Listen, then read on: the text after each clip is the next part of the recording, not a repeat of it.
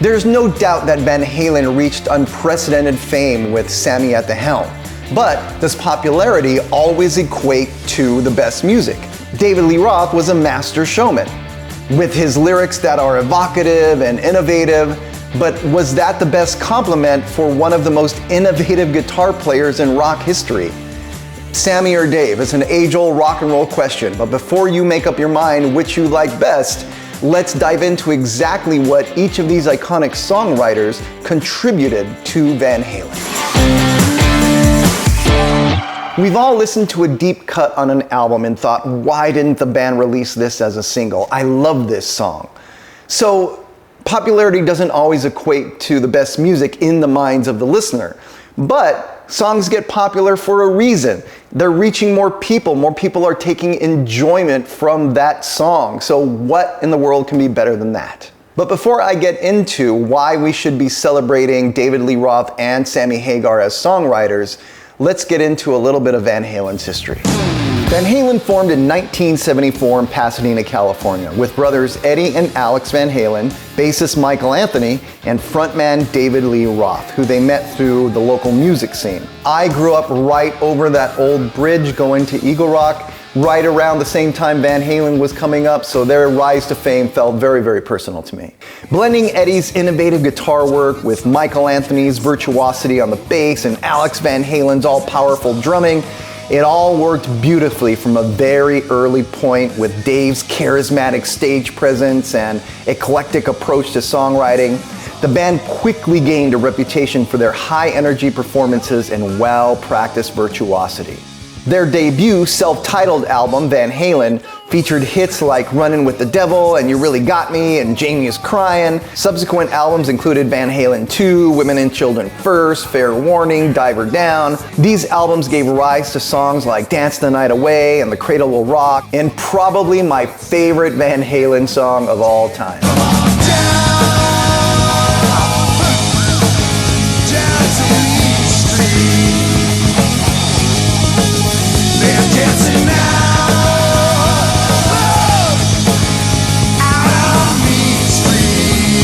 The pinnacle of their pre-Van Hagar success came with 1984, featuring iconic songs like Jump, Panama, and this one that probably helped spur on the creation of the Parents Music Resource Center, the infamous PMRC, that came up with this. I think of all the education that I missed, but then my homework was never quite like this.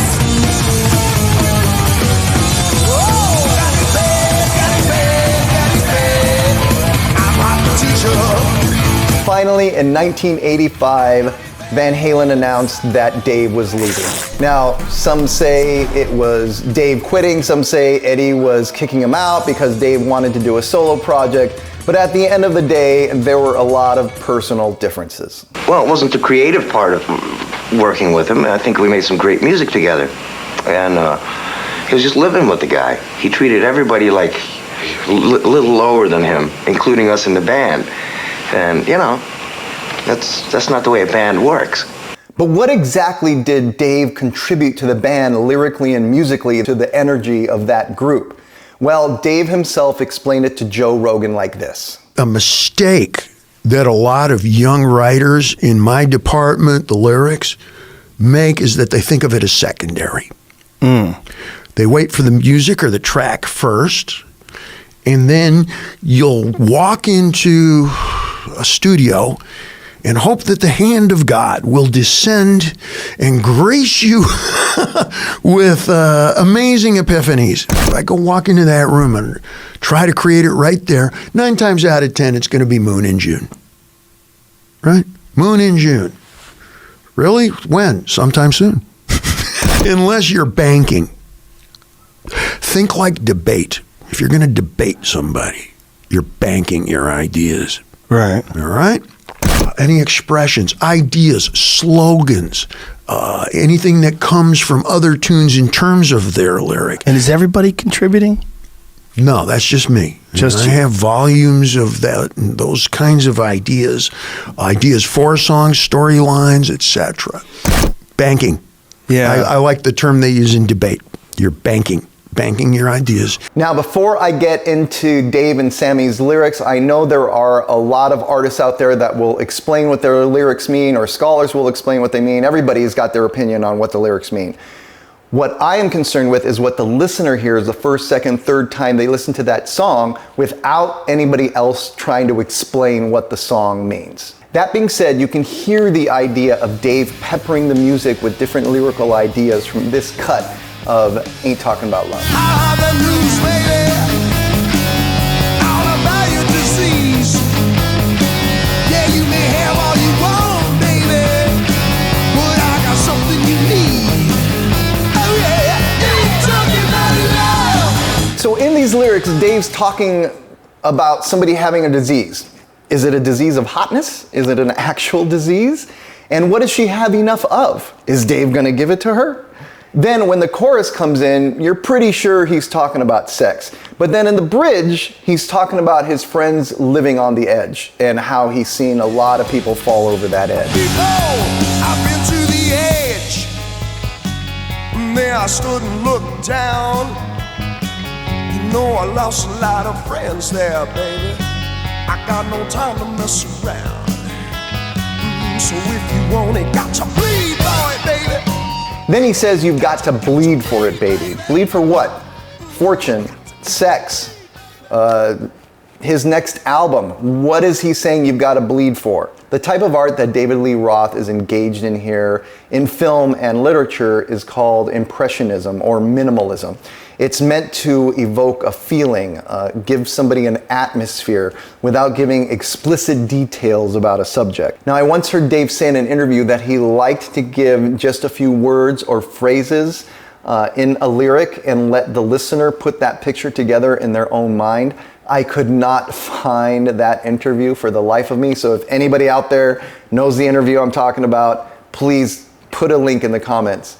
But this is very akin to something like a Picasso, right? Picasso just gives you little pieces of the whole picture and you kind of put together the picture in your mind. Now take a listen to these lyrics from Panama. Ain't nothing like a shiny machine. Got the feel for the whale, keep the moving parts clean. I chew, pointing down the avenue. I don't know coming through my bathroom. Don't you know she's coming home to me? You lose her in the turn. Oh, get her.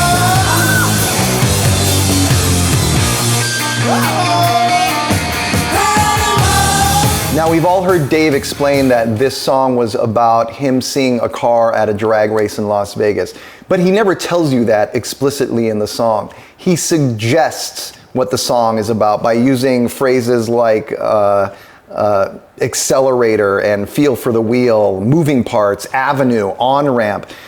Dave is nothing if not a master of Impressionism. He just gives you bits and pieces like a Picasso and lets you put together the picture in your own head. Now, he does use some common cliches in this song. He says, ain't nothing like it, feel for the wheel, burning down the avenue, loser in the turn. But on the whole, Dave uses cliches very sparingly in his lyrics. Every lyricist uses cliches at some point. They're just part of the English language. But they do not make up the whole of David's lyrics. He uses them very sparingly, and very often he uses them in a way that is not typical. So this type of approach to art demands something of the audience. Like a Picasso, you need to think twice about the images you're looking at. With an art sculpture, it's a lot of odd shapes that all come together as a whole, so you need to lean to the left and lean to the right and try to figure out what that shape actually means. For David Lee Roth, he demands that you pick up that needle and drop it to the beginning of the song again, and listen again, and listen again, and listen again. I'm still discovering things with Dave's lyrics that I didn't know before. Now, David Lee Roth kind of does this same thing with melody. I'm not going to get too much into it here because that's probably enough for an entire other episode. But he takes the key that he's singing in and he approaches it from just every random note that he can. He's high, low, middle. His melody kind of jumps all over the place. You better call up the ambulance. I'm deep in shock. Oh, Lordy, baby, I can hardly walk. Somebody give me a doctor. So it's almost like he's taking a bunch of different stabs at the melody. And this adds energy and it adds curiosity. And it makes it very difficult for anybody else to sing these songs but Dave. Quickly before I get into Sammy Hagar, please like, subscribe, share. It will really help grow this channel and I'd really appreciate it. Thanks. So, what did Sammy Hagar add to the Van Halen mix? Known for his time with Montrose, his solo career, and hits like I Can't Drive 55 and heavy metal, Hagar was introduced to Eddie via their mutual car mechanic. He went to the studio to jam with the guys after Dave's departure, and the rest is history.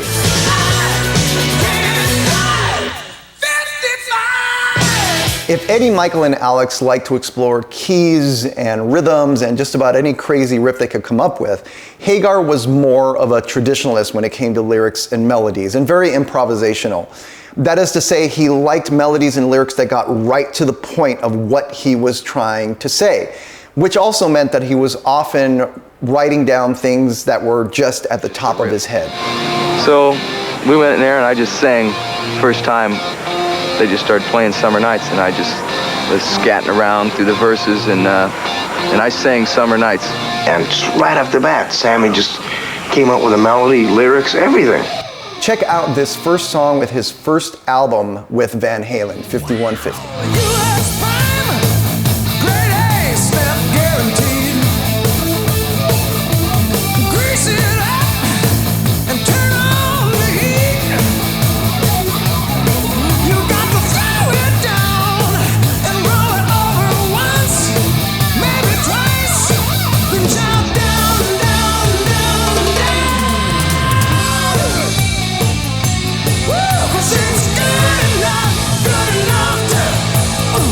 High energy, yes. Makes you want to crank it in the car, absolutely. Just check out how in your face these lyrics are. US prime, grade A, stamped guaranteed, grease it up, turn on the heat. You gotta throw it down once, maybe twice, and then chow down. In this first verse, he does use a lot of cliche phrases. The title itself, Good Enough, is a cliche. You could make the argument that he is trying to paint an abstract picture like David Lee Roth and get the audience to engage with that image, but I don't think that's what he's doing here. He wants those lyrics to hit you right between the eyes. He wants it to grab the listener's attention right off the bat. She's good enough to doesn't take a whole lot of interpretation. You get that on the first listen. Let's listen to one of their biggest hits from the For Unlawful Carnal Knowledge album. Don't wanna wait till tomorrow. Why put it off another day? One by one, little problems build up and stand in our way. One step ahead, one step behind it. Now you gotta run to get even. Make future plans, I dream about yesterday. Hey, come on, turn this thing around right now. Now check out these lyrics. Don't want to wait till tomorrow. Why put it off another day? One more walk through problems built up and stands in our way.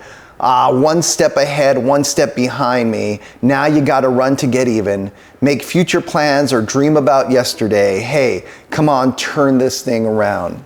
The chorus, right now. Come on, it's everything. Right now. Catch a magic moment. Do it right here and now.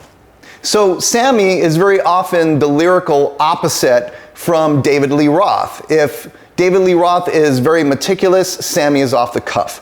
If David Lee Roth is a Picasso, Sammy Hagar is a blacklight poster that you bought at Spencer's and you can't stop turning off the light so you can get a look at it. I'd record it on a tape recorder and I'd go home and I'd write lyrics at night. I'd come back the next day and I'd do a vocal And then we'd write another one. We just like one at a time. Yes, this approach often yields a lot of cliches, and the listener is pretty sure of what the song is about right from the beginning. But that's not necessarily a bad thing. It's kind of like Sammy Hagar is on a fast-moving train and he's got his arm out, and he's gonna scoop you up and pull you on that train along for the ride. So you might be thinking that I am painting these two very different artists in very broad strokes, and I am.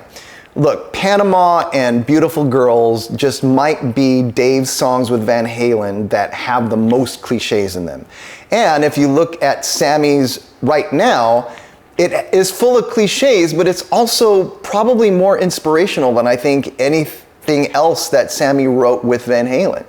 But their approach to songwriting is extremely different, and it gives the music a different feeling. It gives each era of the Van Halen saga its distinct vibe.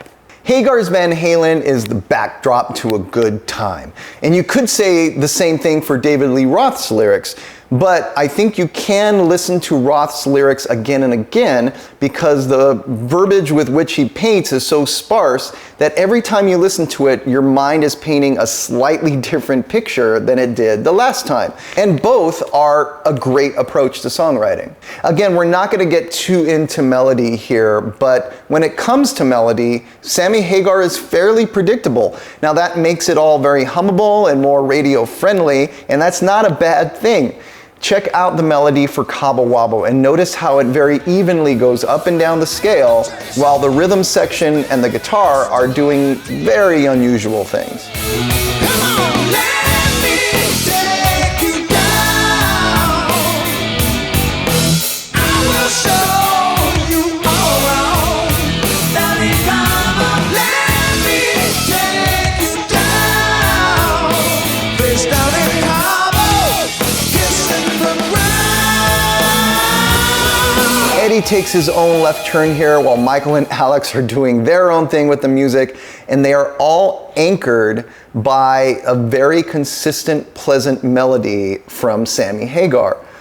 This makes that very odd rhythm more audibly digestible to the listener. It makes the song really easy to like rock your head to. But let's tackle subject matter for a moment. I was living, in Van Halen and all that, and before Van Halen, I was living it up pretty good, and I was singing about it. The groupies, the drugs and the booze and the rock and roll and the rock, there's only one way to rock, and I can't drive 55 screaming my guts out and all that. With Sammy Hagar, Van Halen had amazing hits like Why Can't This Be Love, Dreams, When It's Love, Love Walks In. Do you notice a theme here? With David Lee Roth, they had a slightly wider palette, like talking about rebellion and the darker side of freedom and running with the devil, the self-empowerment of Jump, the cynicism of Ain't Talking About Love, and generational conflict in And the Cradle Will Rock, or of course, Beautiful Girls and things like Beautiful Girls.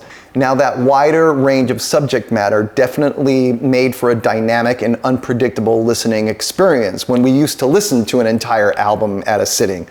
One song would take us here, another song would take us there, and then yet another song would take us another place. But you could also make the argument that diluted the band's sound somewhat. It diluted their ability to cut through the musical marketplace and deliver a very focused message to the audience. Now, I'm not trying to say that one is better than the other, but Alex and Eddie will tell you themselves that even though the band has been consistently called Van Halen, they were essentially a different band with Roth than with Hagar. First of all, we never looked at him as a replacement. Yeah. I think that's the biggest mistake. It's a psychological, it us, was a new band. Yeah. It was a new band. That's all it was. Look, writing songs is tough. I am a songwriter and I struggle with words and melody all the time. So when I hear folks throwing shade on either camp of this debate, well, it makes me want to tell them why both of these artists, regardless of which version of Van Halen you like the best, both of them deserve respect. They're both very talented. We had a lot of great times together, and I respect them both on a musical level. Right. Roth was meticulous when it came to putting together a song in a way that I think was very complementary to Eddie's approach to music. well jump, jump. Might as well jump. Hagar, on the other hand, had very easy to hum melodies, very easy to understand lyrics. And that gave the band a center around which they could play like they hadn't seen during the Roth years. Come on, baby, finish what you started. I'm incomplete. So, who do you like more, Dave or Sammy? And why? Let me know in the comments, and I will see you next time. Come on, baby,